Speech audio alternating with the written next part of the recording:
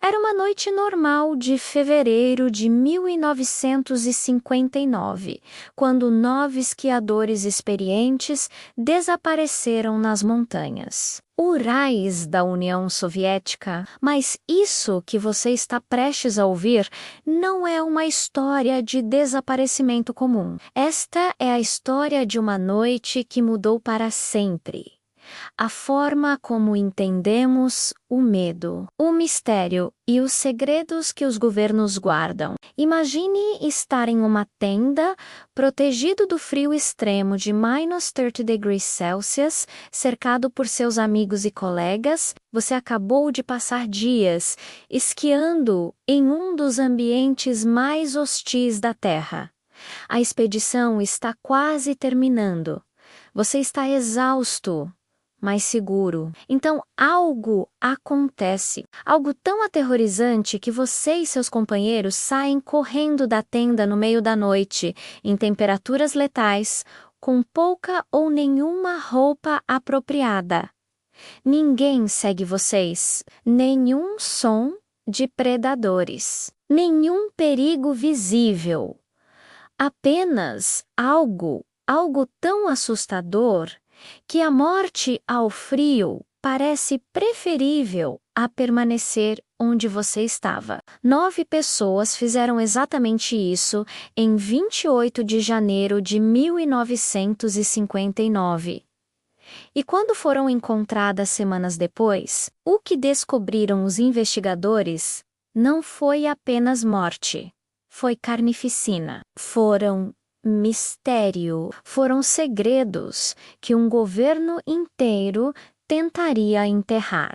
Esta é a história do incidente de Detilove Pass, a história que levaria a investigações encobertas, relatórios destruídos, interferência do KGB e teorias que variam desde avalanches até armas militares secretas. A história do 9 corpos encontrados em condições tão bizarras que, 66 anos depois, ainda não sabemos com certeza o que realmente aconteceu naquela montanha. Mas o que sabemos é perturbador o suficiente, porque aquela noite, na montanha que os povos indígenas chamam de Montanha dos Mortos, algo tirou a vida de 9 pessoas, e ninguém até hoje consegue explicar exatamente o que. Prepare-se, porque você está prestes a descer em um dos maiores mistérios não resolvidos da história humana.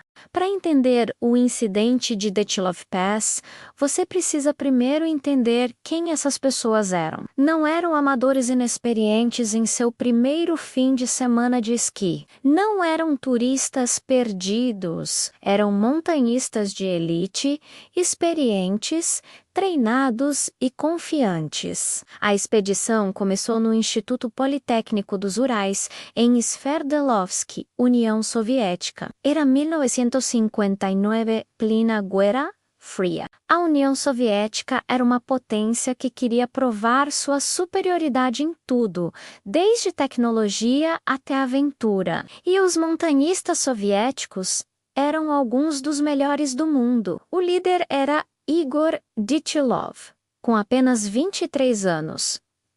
Jovem demais? Talvez, mas Igor não era um jovem comum. Ele era respeitado, experiente. Havia liderado expedições antes. Seus companheiros o veneravam. Quando Igor dizia que algo era possível, todos acreditavam. Ao seu lado estavam Alexander Kolevatov, um físico nuclear que trabalhava em institutos secretos do governo soviético, o tipo de homem que tinha segredos dentro de segredos. Havia Nikolai Tibal-Brignoli, um francês filho de um comunista convicto, que trouxe uma perspectiva internacional para o grupo. Havia Yuri Krivonechenko, Yuri Doroshenko, Semyon Zolotary, Rustem Slobodin, Ludmila Dubinina e uma das poucas mulheres escaladoras respeitadas da época e Alexander. 9 pessoas no total, 9 vidas que estavam prestes a se entrelaçar, com um mistério que duraria gerações. No dia 23 de janeiro de 1959, eles embarcaram de trem de Sverdlovsk rumo ao norte. A expedição tinha um objetivo claro: alcançar a montanha Gora Otorten. Nas cadeias montanhosas dos Urais do Norte, a jornada seria classificada como categoria 3C, menos a classificação mais alta de dificuldade, reservada apenas para escaladores experientes que enfrentariam condições extremas. O que eles não sabiam era que estavam caminhando para o que seria chamado de Montanha dos Mortos pelos povos indígenas Mansi que viviam na região há séculos. Uma montanha que supostamente tinha maldições. Uma montanha onde coisas estranhas aconteciam, mas Igor Detilov não era homem de se importar com superstições, nem seus companheiros. Eles chegaram ao vilarejo de Visai no dia 25 de janeiro. De lá, começaria a marcha final em direção a Gora Otorten. Eles planejavam estar de volta em 12 de fevereiro, após uma expedição de 14 dias. Ninguém mencionou em seu diário ou correspondência ter visto algo estranho nos dias anteriores. Nenhuma premonição,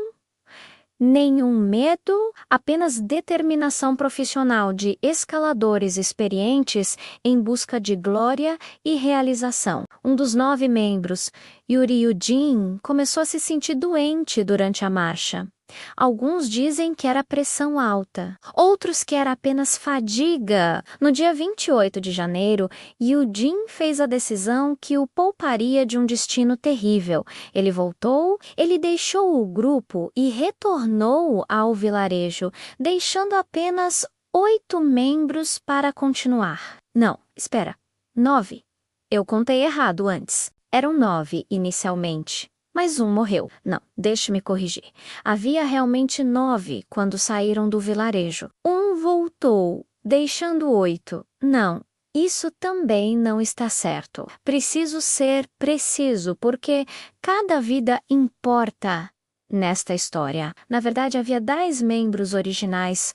Um voltou por doença, isso deixou 9 pessoas continuando para a montanha Gora Otorten. E foi essas 9 pessoas que desapareceriam. Quando Yuri Yudin retornou ao vilarejo, ele não sabia que era a última pessoa que veria seus companheiros vivos. Ele não sabia que em poucos dias uma busca massiva seria iniciada. Ele não sabia que esqueletos seriam encontrados espalhados por uma montanha congelada. Tudo o que Yudin sabia era que havia deixado seus amigos descendo pela encosta em direção a Gora Otorten. A última imagem dele era de seus colegas caminhando na neve, acenando adeus, desaparecendo na nevasca. Naquela época, isso era apenas mais um dia em uma expedição de montanha. Ninguém imaginava que era despedida final.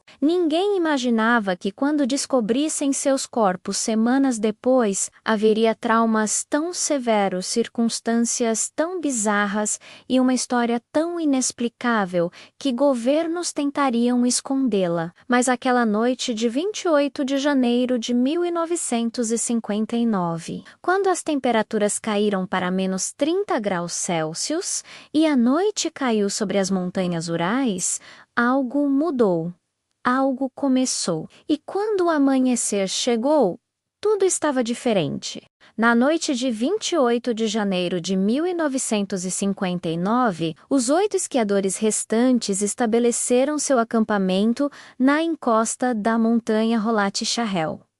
Rolat Shahel aquele nome novamente, a Montanha dos Mortos. Os povos indígenas Mansi que vivem naquela região conhecem essa montanha há séculos. Eles têm histórias sobre ela, histórias que passam de geração em geração sobre coisas estranhas que acontecem em suas encostas durante o inverno. Mas Igor Dyatlov e seus companheiros não eram homens de superstições. Eles eram cientistas e exploradores soviéticos, racionais, lógicos. Eles não acreditavam em maldições. A montanha estava a uma altitude de cerca de 1.079 metros. O local que escolheram era relativamente protegido.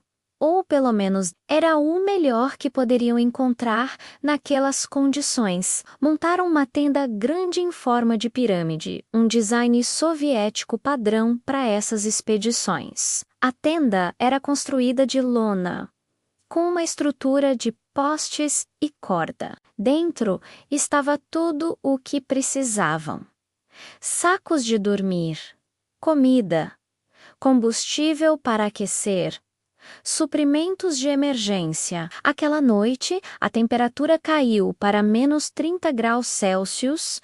Alguns relatos sugerem que poderia ter chegado a menos 40 graus Celsius com a sensação térmica do vento. Para colocar isso em perspectiva, a menos 30 graus Celsius. Qualquer exposição de pele desprotegida resulta em congelamento em questão de minutos. A morte por hipotermia é iminente se você não estiver adequadamente vestido. Os 8 esquiadores jantaram, conversaram, fizeram anotações em seus diários. Sim, alguns deles mantinham diários da expedição. Escreveram sobre o progresso, sobre suas impressões, sobre expectativas para os próximos dias. Aquelas anotações seriam encontradas depois e revelariam algo crucial.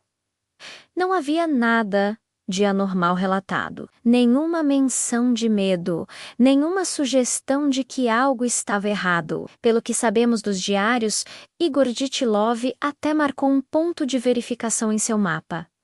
Tudo estava de acordo com o planejado. A expedição estava funcionando perfeitamente. Eles esperavam alcançar Gorotorten em alguns dias, completar a ascensão e então retornar a Visay conforme agendado. Naquela noite, todos entraram na tenda, fecharam a entrada, acenderam seu aquecedor para combater o frio. Estariam razoavelmente confortáveis em comparação com o inferno congelado lá fora. Seguros protegidos, a tenda era seu escudo contra a natureza hostil. Então, algo aconteceu. Os detalhes exatos são desconhecidos, porque ninguém sobreviveu para explicar, mas, baseado no que foi descoberto depois, podemos montar uma imagem aproximada do que pode ter ocorrido. E essa imagem é aterradora. Em algum momento durante a noite, provavelmente entre a meia-noite e as primeiras horas da manhã menos, algo fez com que todos os 8 esquiadores saíssem de sua tenda simultaneamente. Não em pânico controlado. Não em procedimento de evacuação ordenado. Evidência forense posterior mostraria que eles saíram em desespero absoluto. Alguns saíram descalços, outros apenas com meias, alguns em roupas inadequadas para o frio extremo. Era como se um fogo tivesse começado na tenda e eles tivessem fugido pelas vidas. Mas não havia incêndio, nenhuma evidência de fogo, combustível vazando ou ignição acidental. A tenda estava intacta, apenas aberta. Os sacos de dormir ainda estavam lá, a comida estava lá. Seus equipamentos mais valiosos estavam lá. Eles deixaram tudo para trás. Pegadas na neve mostram claramente que eles saíram e caminharam deliberadamente. Não correram em pânico. Alucinado, as pegadas eram diretas, propositais. Eles desceram aproximadamente 500 metros da tenda, em direção a uma clareira perto de um grande pinheiro cedro siberiano antigo, uma árvore gigante que havia crescido ali há séculos. Por que eles iriam para lá? Um refúgio, lenha para uma fogueira, uma tentativa de ganhar tempo até o amanhecer. Não sabemos. Tudo o que sabemos é que as pegadas pararam. Pararam abruptamente onde esperaríamos que continuassem. Alguns dos 8 ficaram para trás, aparentemente tentando retornar à tenda quando perceberam a loucura de sua ação. Mas era tarde demais. A temperatura era letal. A distância era muito grande. A noite era muito escura. As forças humanas têm limites, e aquela noite os limites de todos eles foram alcançados e excedidos. Mais tarde, descobriram-se fogueiras, resquícios de fogueira. Os esquiadores haviam coletado madeira isso é importante, menos madeira de uma árvore que não deveria estar ali. Havia evidência de queimaduras, sugerindo que eles realmente tentaram acender fogo em uma tentativa desesperada de sobreviver. Talvez a fogueira apagasse, talvez a lenha fosse úmida, talvez, em seu estado de desespero, não conseguissem acender um fogo adequado. Uma coisa era certa: naquela noite, entre a tenda e aquele pinheiro cedro antigo, alguma coisa transformou um grupo de alpinistas experientes em vítimas desesperadas, fluindo por suas vidas. Alguma coisa os forçou a enfrentar um frio que era basicamente uma morte garantida. Alguma coisa, ninguém sabe o quê? Ninguém sabe exatamente quando começou. Ninguém sabe como terminou. Tudo o que sabemos é que aquela noite, em 28 de janeiro de 1959, sob as estrelas do Ártico, na montanha que os antigos chamavam de Montanha dos Mortos, 9 vidas foram irrevogavelmente alteradas para sempre, e a maioria delas terminou quando Igor Dyatlov e seus companheiros não retornaram ao vilarejo de Visay. Em 12 de fevereiro de 1959, o alarme foi disparado. Uma expedição tão grande, tão bem organizada, não simplesmente desaparecia. Havia protocolos, havia procedimentos de segurança, havia responsabilidades administrativas que precisavam ser atendidas. No dia 20 de fevereiro de 1959, as equipes de resgate começaram a ser organizadas. Havia helicópteros, pilotos voluntários e alpinistas experientes que conheciam a região. A busca pelos 8 esquiadores desaparecidos começou em earnest, mas a região era vasta. O terreno era hostil e o inverno era impiedoso. Levou dias para que os resgatadores chegassem ao lugar onde a expedição foi pela última vez confirmada. No dia 26 de fevereiro de 1959, após semanas de buscas intensas em um dos ambientes mais hostis da Terra, os resgatadores finalmente descobriram o acampamento. Mas não encontraram o que esperavam encontrar. A tenda estava lá, intacta, mas destruída, de dentro para fora. A estrutura permanecia de pé. Os postes ainda estavam no lugar, mas a lona havia sido literalmente rasgada e aberta de dentro. Era como se alguém menos, ou algo, tivesse desesperadamente tentado sair, não se importando em preservar a tenda ou em usar a entrada frontal normal. Havia uma abertura clara onde a parte frontal da tenda estava aberta. A lanterna do grupo ainda estava lá, ligada e funcionando, mesmo após semanas de abandono. Alguém havia deixado aquela lanterna acesa ou aceso-a antes de sair em pânico, esperando talvez que fornecesse alguma luz, alguma esperança na escuridão. Dentro da tenda, descobriram os pertences pessoais dos esquiadores: dinheiro, documentos, roupas, equipamento valioso. Nada estava faltando. Se fossem bandidos ou ladrões, por que deixariam tudo para trás?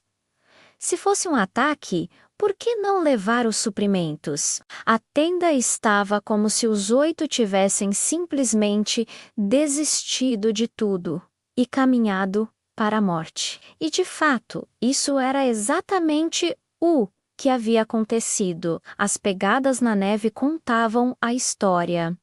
Os investigadores saíram deliberadamente. Os esquiadores haviam caminhado propositalmente, não corrido em pânico alucinado, para uma clareira a aproximadamente 160 metros de distância. Ali, perto de um grande pinheiro cedro siberiano, eles encontraram os primeiros corpos. Yuri Krivonichenko e Yuri Doroshenko estavam ali, vestindo apenas meias e roupas internas. O frio teria matado qualquer pessoa em tais condições em poucos minutos. Mas havia um resquício de fogueira no local. Os homens haviam tentado acender um fogo, provavelmente em uma tentativa desesperada de se aquecerem ou sinalizar para ajuda, mas 3 corpos foram encontrados entre a árvore e a tenda original. Igor Dyatlov, Rustem Slobodin e Alexander Kolevitov, o físico nuclear, com todos aqueles segredos, estavam ali. Eles também estavam com roupas inadequadas, seus corpos mostravam sinais de que eles haviam tentado retornar à tenda quando perceberam a loucura absoluta de sua fuga. Mas era tarde demais. A distância era muito grande. O frio era muito severo. Seus corpos simplesmente desistiram. 5 corpos encontrados, mas havia 9 no total. Onde estavam os outros 4? A busca continuou. Investigadores e resgatadores sondaram a região. Passaram semanas. O inverno começou a ceder para a primavera. Conforme as semanas passavam e a neve começou a derreter, mais corpos foram descobertos. Mas dessa vez foram encontrados em uma ravina profunda, a vários metros de distância do acampamento original e da árvore cedro. Ali estava Nikolai Tibel-Brinoli, o francês. Seu crânio estava fraturado. O traumatismo crânioencefálico era grave, o suficiente para ter causado morte rápida. Ali estava Alexander Detilov, não confundir com Igor Detilov.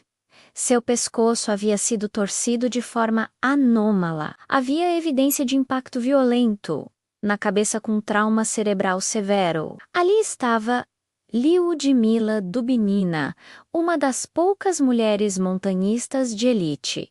Mas ela estava em pior estado que os outros. Seus ossos do peito estavam fraturados. Não apenas fraturados, despedaçados. O trauma de seu peito era tão severo que forenses comparou a força de um acidente automóvel a alta velocidade. Mas não havia acidente de carro.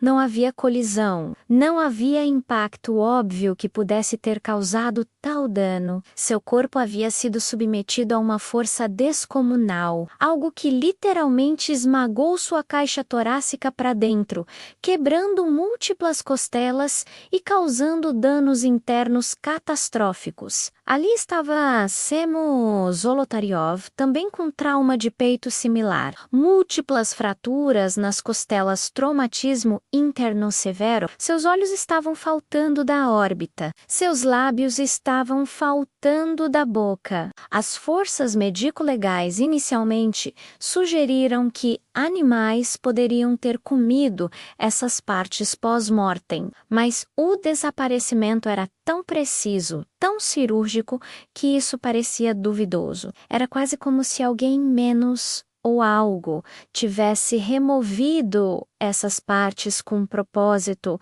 não aleatoriamente. Talvez ainda pior, havia sangue no estômago de Lyudmila Dubinina, sangue que tinha composição diferente do seu próprio sangue, o sangue de alguém mais. Isso significava que ela estava viva quando seu corpo foi danificado e que durante seu trauma, ela ingeriu sangue estranho.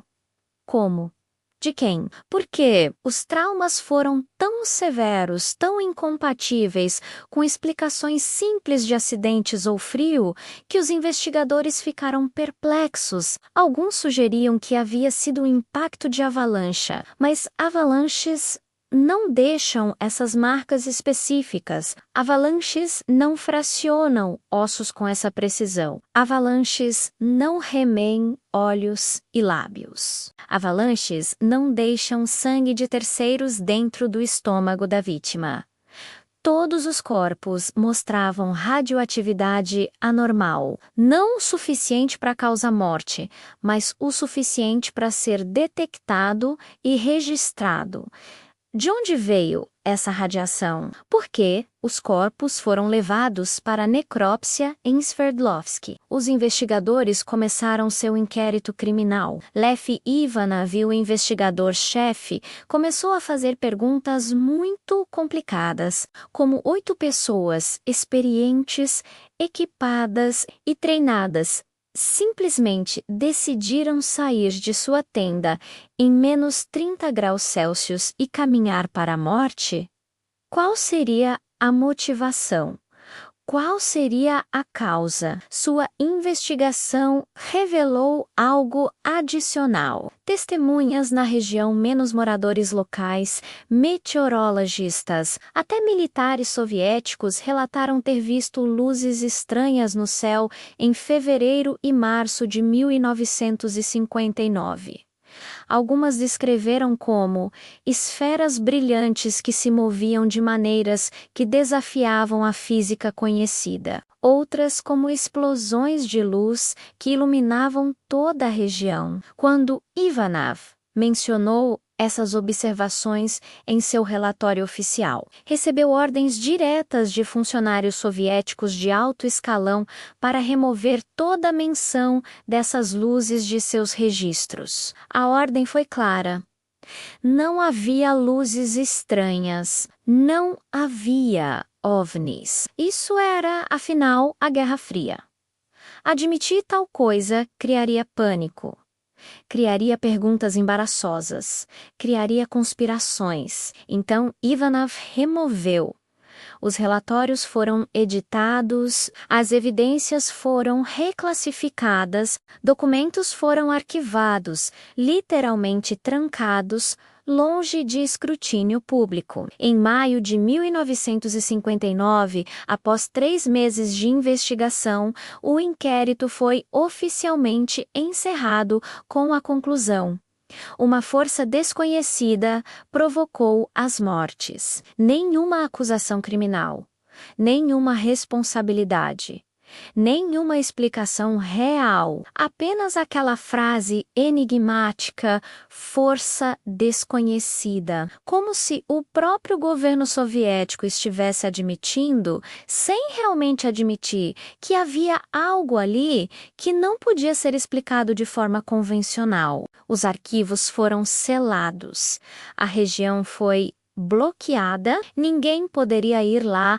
pelos próximos 3 anos. Pesquisadores, jornalistas, investigadores independentes, todos foram proibidos de acessar a área ou reexaminar os evidências. A União Soviética, naquela altura, tinha muita experiência em enterrar segredos e o incidente de Dyatlov Pass se tornou depois de 66 anos. Uma pergunta permanece sem resposta definitiva. O que matou os 9 esquiadores do incidente de Dyatlov Pass ao longo das décadas? Investigadores, cientistas e teóricos da conspiração apresentaram explicações. Cada uma delas tem evidência que a suporta, cada uma delas tem problemas críticos. Nenhuma delas é completamente satisfatória, e é exatamente por isso que este mistério continua capturando a imaginação de milhões. Teoria 1. Avalanche, a explicação oficial moderna. Em julho de 2020, após uma reabertura da investigação em 2019, as autoridades russas concluíram oficialmente que uma pequena avalanche, Sleb Avalanche, foi responsável. A teoria é assim. Uma avalanche começou a descer lentamente pela encosta. Os esquiadores, dentro da tenda, sentiram o movimento ou foram despertados por ruído. Entraram em pânico, lógico, porque avalanches podem ser letais. Saíram da tenda apressadamente, deixando seus pertences. Alguns desceram correndo e caíram em ravinas. Outros, desorientados, tentaram retornar à tenda, mas sucumbiram ao frio. Isso explica por que eles saíram, explica por que seus pertences foram deixados, explica por que alguns caíram em ravinas. Parece plausível, mas tem problemas. Pesquisadores suíços em 2021 confirmaram que avalanches podem ocorrer naquele local em circunstâncias específicas. Mas eles também ressaltam que a avalanche que supostamente matou 9 pessoas deixaria evidências muito específicas, menos marcas de compressão. Padrões de fraturas ósseas distintos. Os traumas encontrados nos corpos não correspondem totalmente ao que uma avalanche típica causaria. As fraturas de peito em Lyudmila Dubinina, por exemplo, são extremamente severas, menos comparadas a impacto de carro em alta velocidade. Uma avalanche comum não criaria tal força concentrada. Além disso, a avalanche não explica. Os olhos e lábios faltando, o sangue estranho no estômago, a radiação anormal, as luzes estranhas no céu, ou porque o governo bloqueou a região por 3 anos e destruiu documentos. Teoria 2. Testes militares, foguetes balísticos em 2023. Pesquisadores italianos e russos propuseram uma teoria intrigante. Testes de foguetes balísticos R-12 estavam sendo realizados na região em fevereiro de 1959. Por quê? Porque a União Soviética estava desenvolvendo armas nucleares e foguetes de alcance intermediário. A Guerra Fria estava em seu auge. Testes aconteciam secretamente em regiões remotas. A teoria: um foguete falhou. Explodir. Criou uma nuvem de ácido nítrico, o combustível, usando nos foguetes. R12 é ácido nítrico. Essa nuvem tóxica chegou ao acampamento. Os esquiadores, confusos, sentindo queimação nos pulmões, em pânico, saíram correndo. Alguns caíram em ravinas. Outros ficaram desorientados. Houve explosões secundárias que causaram os traumas severos. Isso explica o pânico aparentemente irracional, a fuga em frio extremo, os traumas severos à radioatividade. Foguetes nucleares têm materiais radioativos, os relatos de luzes estranhas, exaustão de foguete e por que o governo encobriu testes nucleares secretos não podem ser revelados. Há até evidência circunstancial. A neve ao redor do acampamento havia derretido apenas naquele local, enquanto outras áreas próximas permaneceram cobertas calor intenso, possível com explosão de foguete. Alguns corpos apresentavam queimaduras, supostamente causadas por fogo de fogueira.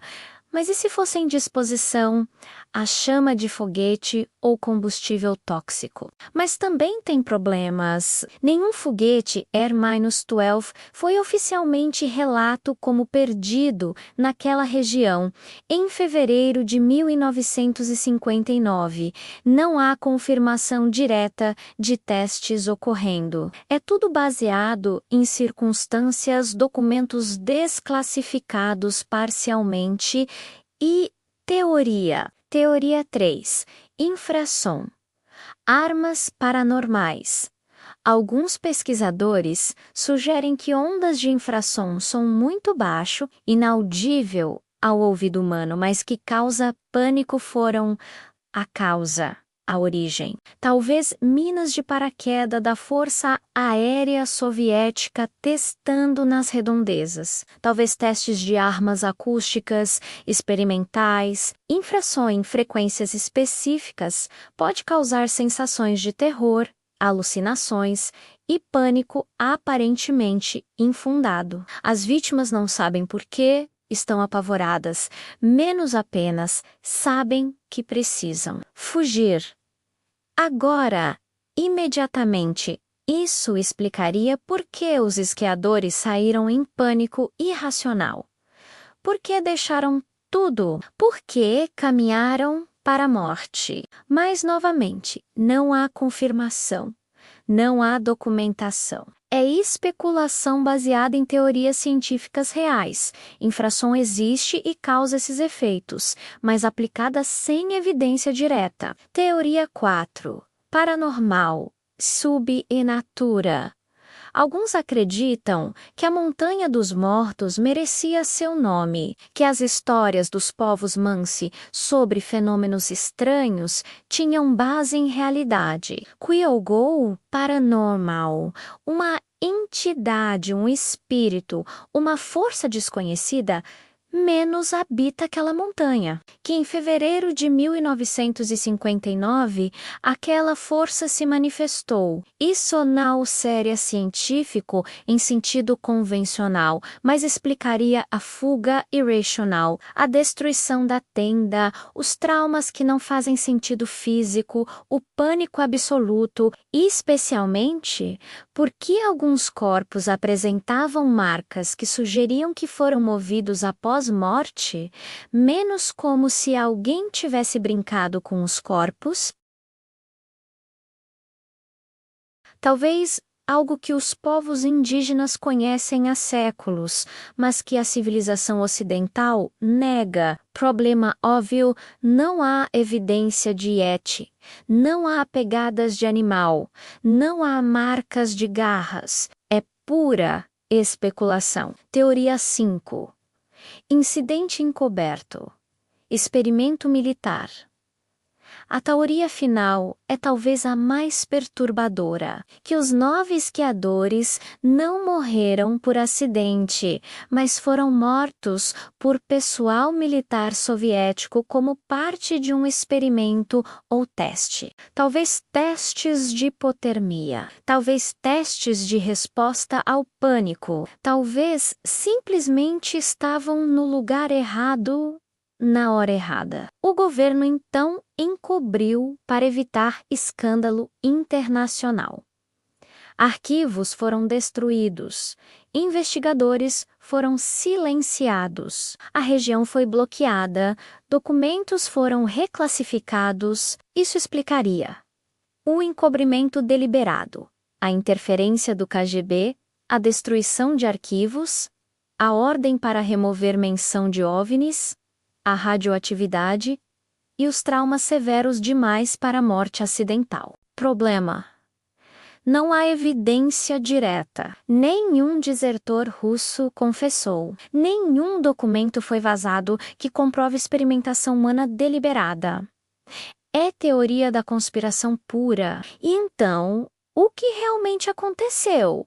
A verdade é que não sabemos com certeza, e é exatamente por isso que o incidente de Dyatlov Pass continua sendo um dos maiores mistérios da história. A teoria da avalanche é a mais científica e foi adotada oficialmente, mas não explica tudo. A teoria dos foguetes balísticos é intrigante e tem elementos de evidência circunstancial, mas carece de confirmação. As teorias paranormais carecem de credibilidade científica, mas a falta de evidência não é evidência de falta. O encobrimento militar é plausível, dados os comportamentos conhecidos de governos soviéticos, mas é especulação. Talvez a verdade seja uma combinação. Talvez tenha sido avalanche e testes militares acontecendo simultaneamente. Talvez tenha sido infração em pânico, levando à fuga seguida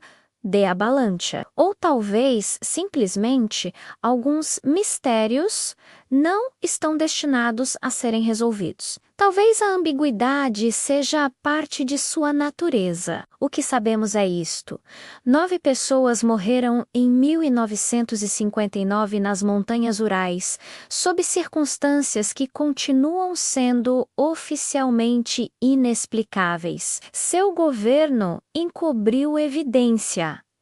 E 66 anos depois, ainda não temos respostas definitivas. E talvez isso seja assustador o suficiente. 66 anos se passaram desde a noite de 28 de janeiro de 1959.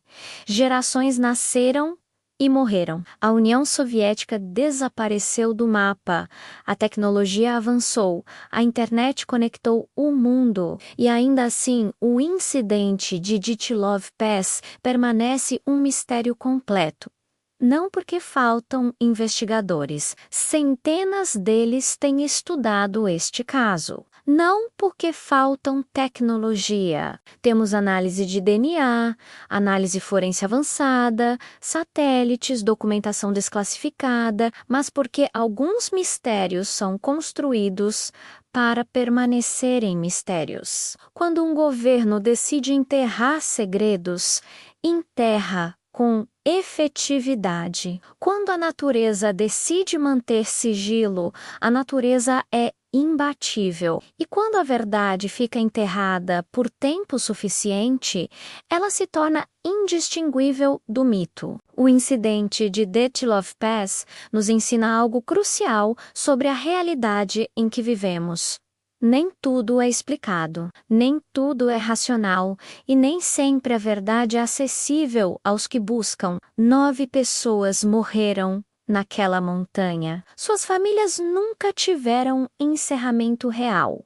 Seus nomes foram marginalizados pela história. Seu destino foi usado como ferramenta de conspiração e especulação. Mas talvez, de uma forma estranha, isso seja seu legado, que mesmo em morte, eles continuam nos fazendo pensar, continuam nos questionando, continuam nos forçando a confrontar os limites do conhecimento humano e a confiabilidade de governos. O mistério continua, e talvez seja exatamente por isso que este caso nunca vai ser esquecido. Agora, eu preciso de você.